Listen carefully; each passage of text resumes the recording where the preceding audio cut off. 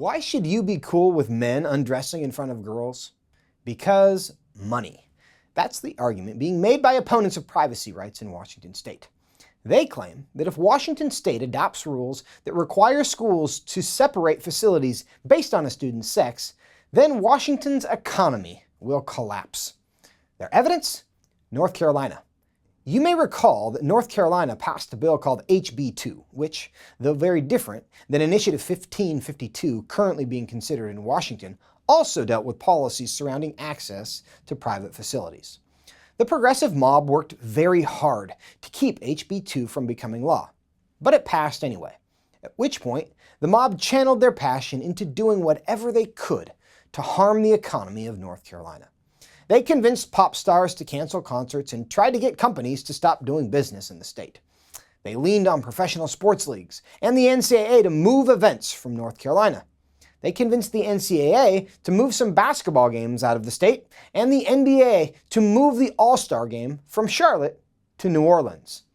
They neglected to mention that Louisiana has the same laws that they were so upset about in North Carolina. But whatever. Politicians got in the act too.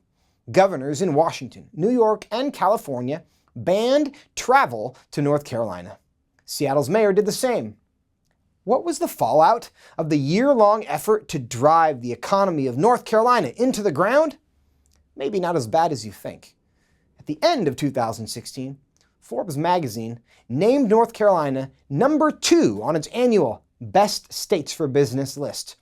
In 2016, Site Selection magazine had ranked North Carolina as the number 2 best business climate in the country. In 2017, North Carolina rose to number 1 on their list.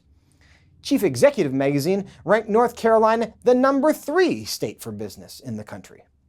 Washington state ranks worse than North Carolina in every case. Before, during, and after the outrage of 2016, North Carolina has had one of the fastest growing economies in the country. Unemployment is down and employment is up. In 2016, North Carolina outpaced national averages in such categories as gross domestic product, labor force expansion, payroll jobs, and inflation-adjusted wages. This is not the story of an economy on the verge of collapse because of their belief in biology and privacy. The highly publicized efforts to stop people from traveling to the state didn't seem to work either. Tourism in North Carolina increased 4.3% in 2016 and broke all-time records. Was there an impact at all? Maybe.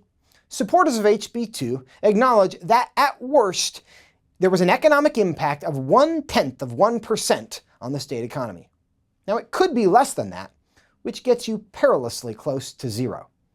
In general, however, Washington is looking up to North Carolina when it comes to its business climate.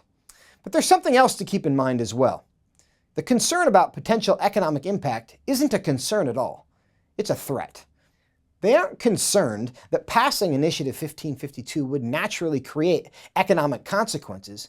They're promising to do their best to hurt people if it passes, as a way of deterring others from following suit.